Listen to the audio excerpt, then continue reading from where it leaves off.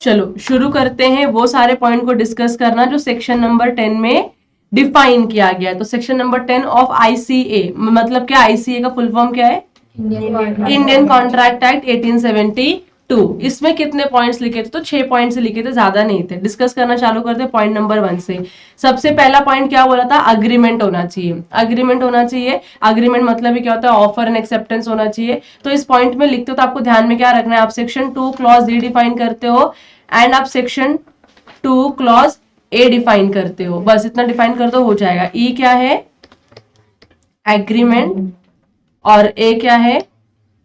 Offer. खत्म। इतना कर दोगे तो आपका ये पॉइंट क्लियर होता है। सो सबसे पहला पॉइंट देखो कैसे लिखा है। Agreement is the first essential element of a valid contract. मतलब किसी भी वैलिड कॉन्ट्रैक्ट को, किसी भी कॉन्ट्रैक्ट को वैलिड कॉन्ट्रैक्ट होने के लिए अग्रीमेंट क्या होता है? सबसे पहला और सबसे मोस्ट इंपॉर्टेंट एलिमेंट होता है। अब अग्रीमेंट क्या होता है ये आपको पता है। Can you revise the definition of agreement with me? Please बोलो। Every promise or set of promises forming consideration for each other is an agreement. ये क्लियर हो गया आप लोगों को? यस, बस हो गया। अब यहाँ पे भी ऑफर होता है और एक्सेप्टेंस होता है। बिना ऑफर बिना एक्सेप्टेंस का अग्रीमेंट बन सकता है क्या? नहीं। जब प्रॉमिस, जब आपका ऑफर एक्सेप्ट हो जाता है तो वो क्या बन जाता है? प्रॉमिस बन जाता है। जब आपका ऑफर क्या हो जाता है? एक्सेप्ट हो जाता है तो वो प्रॉमिस बन जाता है। नहीं, क्या हमने पढ़ा था? ऑफर प्लस एक्सेप्टेंस और ऊपर जाके क्या बन गया था? वो प्रॉमिस बन गया था। बस उसकी बात चल रही है। अगला पॉइंट सबसे इंपॉर्टेंट पॉइंट है, that is free consent. Consent क्या होता है आपको ये पता चल गया। कंसेंट क्या होता है? अप्रूवल देना होता है। Consent is an approval, but free consent होना बहुत ज्यादा जरूरी है। फ्री कंसेंट कैसे फ्री कंसेंट माना जाएगा? इंपॉर्टेंट है कि नहीं है फ्री कंसेंट डिफाइन करना। तो मेरे सर के ऊपर कोई बंदूक रखता है या मेरे किसी फेवरेट पर्सन को या लव्ड वंस को कोई किडनैप करता, बोलता अगर तूने ये काम नहीं किया तो इसको हम गोली से उड़ा देंगे, तो मैं क्या करूंगी? काम करूंगी ना। गोली से उड़ाने तो नहीं दूंगी, लव्ड वन है मेरा तो डेफिनेटली। तो सिचुएशन में मेरे साथ मेरा अप्रूवल लिया गया, लेकिन मेरा अप्रूवल फ्री था क्या? नहीं, मेरा अप्रूवल बिल्कुल भी फ्री नहीं था। तो देखो यहाँ पे क्या लिखा है, 2 or more persons are said to consent when they agree upon the same thing in the same sense. मैंने कल आपको दूसरा एग्जांपल देता, अगर मैं मेरी ब्लैक मर्सिडीज बेच रही हूँ तो सामने वाला भी ब्लैक मर्सिडीज ही खरीदना चाहिए। मेरे पास 5 गाड़ी है, 5 गाड़ी में का मैं कौन सा गाड़ी उसको बेच रही हूँ उसको नहीं पता। मतलब मेरे माइंड में एक है कि मैं उसको ब्लैक कलर की मर्सिडीज बेच रही हूँ, लेकिन उसके माइंड में कि उसको शायद रेड कलर की मर्सिडीज मिल रही है। बताओ कंसेंट है क्या हमारा? वैलिड कंसेंट है क्या? नहीं। क्यों? क्योंकि मैं बेच कुछ और रही हूँ और वो खरीद कुछ और रहा है। तो कंसेंट होने के लिए भी हमको सेम थिंग पे सेम सेंस में अग्री करना जरूरी है। तो मैं अगर ब्लैक कार बेच रही हूँ तो ये ब्लैक कार ही परचेस करना चाहिए, रेड कार परचेस नहीं करना चाहिए। तो इसको ये लोगों ने फिर से डिफाइन किया कैसे? तो ये बोलते हैं 2 or more persons are said to consent when they agree upon the same thing in the same sense. This can also be understood as identity of minds. Identity of minds मतलब मैं जो सोच रही हूँ वही क्या कर रहे हो आप भी सोच रहे हो, हमारा माइंड्स मिल रहा है। मतलब मैं जो बेच रही हूँ वही आप खरीद रहे हो। ऐसा नहीं कि मैं बेच एक्स प्रोडक्ट रही हूँ आप खरीद वाई प्रोडक्ट रहे हो। समझ में आ रहा है आप लोगों को? In understanding the terms which consensus ad idem. इसको देखो लैटिन फ्रेज में क्या बोला जाता है? Consensus ad idem. इसका मतलब भी होता है agreeing to the same thing in the same sense. मैंने लिखवाया भी होगा आप लोगों को पहले। Agree upon the same thing in the same sense, इसको लैटिन में हम बोलते हैं कंसेंसस एड इडम। लिख लो, स्पेलिंग लिख लो।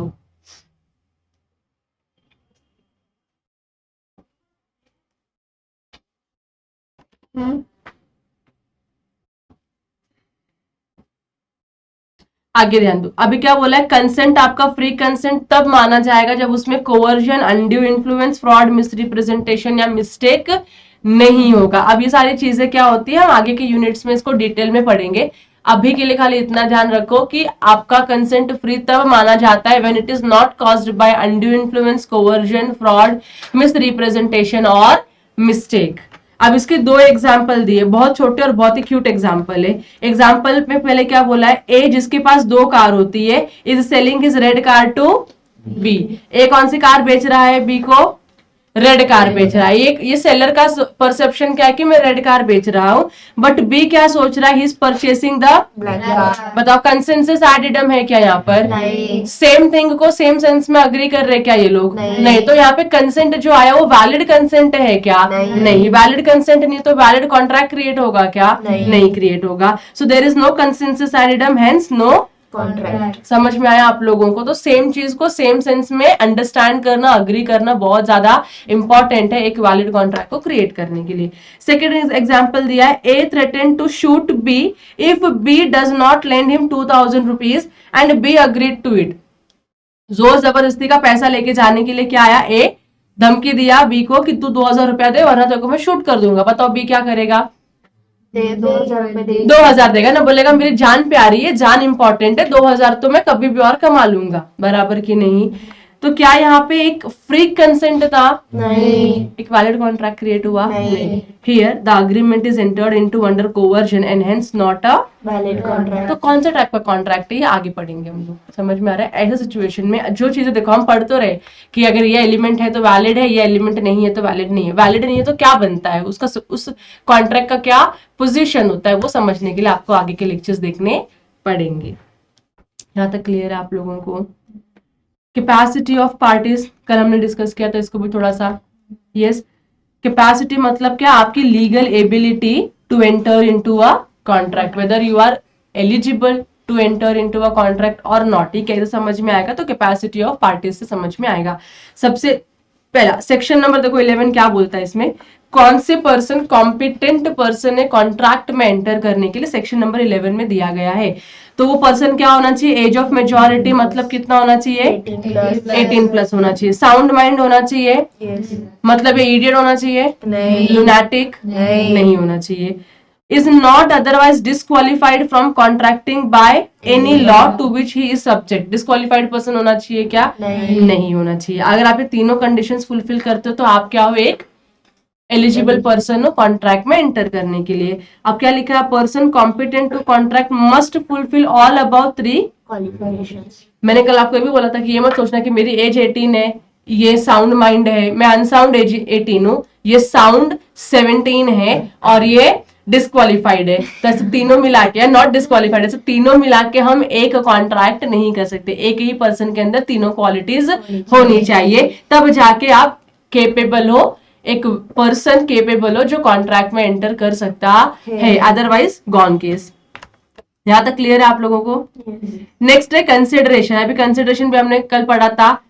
इसका देखो लैटिन फ्रेज क्या है, क्विड प्रो समथिंग इन, इसका मतलब होता है, आप देखो क्या लिखा, अ valuable consideration in the sense of law may consist either in some right, interest, profit or benefit accruing to one party or some forbearance, detriment, loss, responsibility given, suffered or undertaken by the other। अब ये मतलब क्या है इसका, देखो अब मैं अभी तक हमने जितने भी एग्जांपल्स लिखे उसमें हमको खाली क्या समझ आता, कंसिडरेशन मतलब मनी, ये सर नो, मैंने क्या दिया, कार दिया तो मुझे क्या मिला उसके बदले में, पैसे मिले, 50 लाख रुपए मिले। तो हर बार money can not be a consideration, ऐसा लॉ बोलता है। आपका जो consideration it can be in some right, कि आपको मैंने कुछ पैसे लिए आपसे, लेकिन आपको राइट्स मैंने ग्रांट किया, किसी कंपनी का राइट दिया, राइट हो सकता है। इंटरेस्ट आपको मिल सकता है, किसी कंपनी में इंटरेस्ट हो सकता है। प्रॉफिट आपको मिल सकता है या कोई दूसरा बेनिफिट मिल सकता है। ऑन दी अदर हैंड आपको फोरबियरेंस मतलब कुछ करने के लिए रोका जा सकता है, कुछ आपको लॉस हो सकता है, कोई आपके ऊपर रिस्पॉन्सिबिलिटी क्या की जा सकती है, इम्पोज करी जा सकती है। तो it can be in any form, जरूरी नहीं है मनी और मनीज वर्थ ही हो, it can be in the form of right और एनी बेनिफिट और interest accrued to any other person. तो कंसिडरेशन आपका नॉन मॉनिटरी भी हो सकता है, बोलने का तात्पर्य यही था। क्लियर? अब यहाँ पे देखो क्या लिखा है, A agrees to sell his book to B for ₹100। बताओ ए के लिए कंसिडरेशन क्या है, ए अग्रीज टू सेल, तो ए कौन है, यस, बी कौन है, हाँ। अब बताओ, अब ए जब बुक बेचेगा तो ए को क्या मिलेगा, पैसे मिलेंगे, तो इसके लिए कंसिडरेशन क्या है, मनी। अच्छा, बी जब पैसे दे तो उसको उसके बदले में क्या मिल रहा है, तो इसके लिए क्या कंसिडरेशन है, बस यही है समझना आपको। Clear? Lawful consideration and object. अब इसमें क्या बताया है कि आपका कंसिडरेशन भी और आपका ऑब्जेक्ट भी दोनों क्या होना चाहिए? लॉफुल। कल मैंने बोला था मैंने प्रार्थना को पैसे दिए प्रेम का मर्डर करने के लिए, 5 लाख रुपए मिले थे प्रार्थना को। अब प्रार्थना जाती है मर्डर करके आती है, बताओ ये कंसिडरेशन हमारा लॉफुल है? मेरा पैसे देना ठीक है, लेकिन उसका मर्डर करना जो वो मेरे लिए कर रही, क्या वो लॉफुल है? नहीं, वो अनलॉफुल है। अच्छा, मेरा जो प्रार्थना के साथ कॉन्ट्रैक्ट में एंटर करने का ऑब्जेक्ट था, क्या वो लॉफुल है? किसी को नुकसान पहुंचाना, किसी का मर्डर करना फॉरबिड करता है कौन? आईपीसी फॉरबिड करता है। ऐसे आप किसी को भी आप नुकसान नहीं पहुंचा सकते हो, तो मेरा ऑब्जेक्ट ही गलत है पूरे कॉन्ट्रैक्ट में एंटर करने के लिए। तो क्या एक वैलिड कॉन्ट्रैक्ट क्रिएट हुआ मेरे और प्रार्थना के बीच में? नहीं। सेक्शन 23 क्या बोलता है? द कंसिडरेशन और the object is not lawful if it is prohibited by law. Prohibit करता है कि आप ये काम नहीं कर सकते। तो मर्डर करना तो कोई प्रमोट नहीं करता है, हमारे कोई ऐसे लॉ नहीं है जहां पे आप मर्डर करोगे और आपको रिवॉर्ड दिया जाएगा, ऐसा कोई लॉ है हमारा? नहीं। मतलब दे आर प्रोहिबिटिंग अस। हाँ, मर्डर करोगे पनिशमेंट डेफिनेटली आपको मिलेगा, लेकिन रिवॉर्ड कभी नहीं मिलेगा। तो ये प्रोहिबिट करता है लॉ। अब लॉ कोई चीज प्रोहिबिट करता है और आप वही चीज करोगे तो लॉफुल होगा या अनलॉफुल होगा? अनलॉफुल है। और it is such as would defeat the provisions of law. या तो आप ऐसे किसी कॉन्ट्रैक्ट में एंटर करते हो जो किसी भी प्रोविजन के लॉ को, किसी भी लॉ के प्रोविजन को क्या करता है? डिफीट करता है। Again that is not a valid contract. Example दूंगी, don't worry. If it is fraudulent और involve injury to the person और प्रॉपर्टी ऑफ अनदर। ऐसा कोई एक्टिविटी जो फ्रॉडुलेंट है। फ्रॉड करना बहुत अच्छी बात है ना? नहीं अच्छी बात है। हाँ, थैंक्स। तो फ्रॉड करना अच्छी बात नहीं है, तो ये भी क्या है? अनलॉफुल है। किसी पर्सन को या किसी की प्रॉपर्टी को इंजरी पहुंचाना बहुत सही है ना? किसी की प्रॉपर्टी हड़प लेना बहुत अच्छा लगता है ना? नहीं, गलत है, गलत है। लॉ फॉरबिड कर, तुम्हारे लिए सही हो सकता है, कर सकते हैं हम लोग, लेकिन लॉ फॉरबिड करता है। लॉ बोलता है गलत है, नहीं करना चाहिए आपको ये सारी चीजें। और the court regards as immoral और oppose to public policy. Court बोलता है गलत है भाई, इमोरल है, नहीं कर सकते आप लोग, पब्लिक पॉलिसी के अगेंस्ट है। तो मैं किसी को रिश्वत देती हूँ, बोलती हूँ मेरे को आईएएस बना दे यार, बोलो बहुत सही है ना? लॉफुल ऑब्जेक्ट है मेरा, लीगल ऑब्जेक्ट है। नहीं, आईएएस बनना है तो औकात बनाओ अपनी आईएएस बनने की। यस और नो? बिना औकात के पैसे से आईएएस की डिग्री खरीदी नहीं जाती है। तो बस यही बताने का ट्राई कर रहे हैं वो लोग कि आपका ऑब्जेक्ट भी क्या होना चाहिए? लॉफुल होना चाहिए। अब यहाँ पे एग्जांपल देखो क्या लिखा है। A promises to drop a prosecution instituted against B for robbery and B promises to restore the value of the things taken. The agreement is void as the object is unlawful. तुमको समझा क्या लिखा है इसमें? मैं समझाती हूँ। ये A है और ये कौन है? B है। अब A ने ना B के घर में कुछ तो कांड किया है, मतलब मान के चलो चोरी किया है। क्या किया है? अब चोरी किया है। अब B ने देख लिया कि चोर कौन है। B ने देख लिया चोर कौन है। बी चाहता है पुलिस स्टेशन में एफआईआर लिखाने के लिए। बोलता है मैंने चोर देखा है, मेरे को ना इस चोर के अगेंस्ट में क्या करनी है? एफआईआर करनी है। पुलिस को बोलता है ये, ठीक है। अब इसने कर दिया। अब पुलिस क्या करेगी? इसको ढूंढने के चक्कर में पड़ी रहेगी। ये सुनो, अब एक को ये बात मालूम पड़ गई है कि अब भाई मेरे अगेंस्ट एफआईआर हो गया, अब पुलिस मेरे पीछे सायरन लेके पड़ी हुई है, मैं फंस गया अच्छे से। तो ए फिर से चुपके से बी के घर पे जाता है। अब इस बार वो बी को रिक्वेस्ट करता है। अब ये रिक्वेस्ट करने के लिए गया कि बी प्लीज आपने मेरे अगेंस्ट जो केस फाइल किया है ना, प्लीज उसको रिटर्न ले लो। क्या कर लो? मैं आपको प्रॉमिस करता हूं कि मैंने तुम्हारे घर से जितना भी पैसा, ज्वेलरी चुराया था, मैं सब आपको रिटर्न कर दूंगा, लेकिन मेरे अगेंस्ट में जो आपने केस फाइल किया है प्लीज उसको क्या कर दो? रिटर्न कर दो, नहीं तो जिंदगी खराब हो जाएगी मेरी। चोर है ना, पकड़ा जाएगा तो गया, जिंदगी खराब हो जाएगी। अब ऐसा जब ए ने बी को बोला तो बी को क्या करना चाहिए था बताओ? एक गुड सिटीजन ऑफ इंडिया, उसको क्या करना चाहिए था? केस रिटर्न नहीं लेना चाहिए था। जय तू चोर है ना, तूने आज मेरे घर पे चोरी की, कल किसी और के घर पे चोरी करेगा, इसके पहले भी चोरी किया रहेगा, बहुत लोगों का नुकसान हुआ है और आगे भी नुकसान करने की पॉसिबिलिटी है, तो इसको केस रिटर्न नहीं लेना चाहिए था। इसको बोलना चाहिए था नहीं, तूने, तेरे दिन भर चुके हैं अभी, अब तुमको जेल में जाना ही पड़ेगा, तेरे पास कोई चॉइस नहीं है। लेकिन बी थोड़ा डम इंसान, बी ने क्या किया? केस रिटर्न ले लिया। बताओ, अब यहाँ पे केस रिटर्न ले लिया। अब पुलिस का तो कुछ नहीं, पुलिस जो काम करती थी वो करती रहेगी। अब तुमने एक चोर को बचाया है। किसको बचाया तुमने? एक चोर को। क्या गारंटी है कल वो चोरी नहीं करेगा? कोई गारंटी है? लिख के पेपर पे दिया आपको, बॉन्ड पेपर पे साइन करके दिया कि मैं चोरी नहीं करूंगा आगे? नहीं किया है। आगे जाके चोर लाइफ टाइम चोरी करते रहेगा, इतना तो प्रिजम्पशन है हम सबके माइंड में। लत लग गई है उसको चोरी करने की, मतलब बिना मेहनत के पैसे कमाने की। हालांकि अलग बात है मेहनत करता है रात को, लेकिन खून पसीने वाली मेहनत नहीं होती ना उसकी, किसी और के खून पसीने की मेहनत लेके आ जाता है अपने घर पे, बराबर की नहीं। तो यहाँ पे जो बी ने काम किया, जो बी ने ए के अगेंस्ट जो केस किया था उसको ड्रॉप किया, ये सही नहीं है। तो इनका जो ऑब्जेक्ट था कॉन्ट्रैक्ट में एंटर करने का कि मैं आपको सारी ज्वेलरी आपके आप पैसे रिटर्न करता हूँ, आप उसके बदले में क्या करो, मेरा केस वापस ले लो। तो यहाँ पे जो आपका ऑब्जेक्ट है वही क्या है, गलत है, अनलॉफुल है। तो एक वैलिड कॉन्ट्रैक्ट है क्या, नहीं। अब पढ़ो फिर से इसको, अब पढ़ो फिर से इसको, एग्जाम्पल को पढ़ो, जल्दी जल्दी पढ़ो।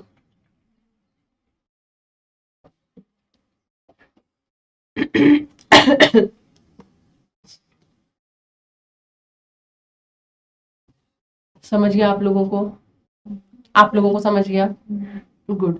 अब देखो लास्ट में, लास्ट का पॉइंट क्या है, not expressly declare to be void. आपके agreement expressly declare void declare नहीं होनी चाहिए। So the agreements entered into must not be which the law declares either illegal और वॉइड। अब देखो यहाँ पे एग्जांपल दें, threat to commit murder or making or publishing defamatory statement or entering into an agreement which are opposed to public policies are illegal in nature। तो आप किसी को मर्डर करने की धमकी नहीं दे सकते हो, गलत है, और उसके बदले में पैसे मांगोगे, डिमांड करोगे, गलत है।